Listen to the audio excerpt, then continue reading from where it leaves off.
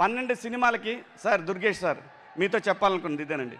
12 సినిమాలు అంటే రోజు సినిమా ఇండస్ట్రీలో ప్రతిరోజు ఈరోజు 40 సినిమాలు జరుగుతూ ఉన్నాయి సార్. 40 సినిమాలకి ప్రతి సినిమాకి ఆల్మోస్ట్ 4000 మంది టెక్నీషియన్లు కానీ ఆర్టిస్టులు కానీ వీళ్ళందరూ పనిచేస్తూ ఉంటారు సార్.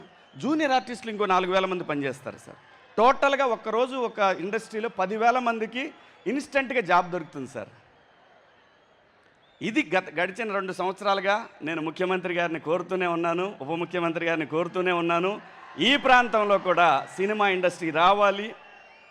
ఎందుకంటే మారుతున్న రాజకీయ సమీకరణాలు, ప్రాంతీయ వాదాల నేపథ్యంలో ఈ ప్రాంతంలో కూడా కళాకారులకు అవకాశం కావాలి అని అంటే ఖచ్చితంగా ఏదో ఒక చాలా కంపెనీలకి మీరు సైట్లు ఇస్తూ ఉన్నారు.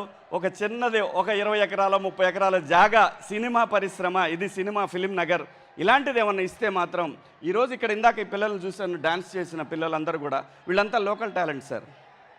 ఇదంతా లోకల్ టాలెంట్. ఇలాంటి వాళ్ళు చాలామంది ఉన్నారు.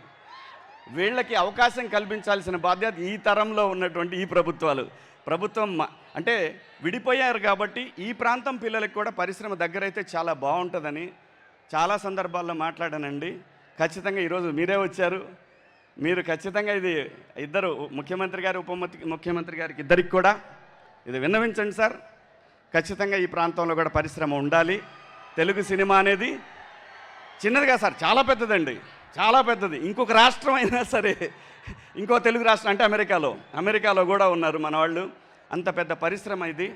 సో ప్లీజ్ సార్, ఇక్కడ కూడా టాలెంట్ని ఎంకరేజ్ చేయాల్సిన బాధ్యత ఉంది.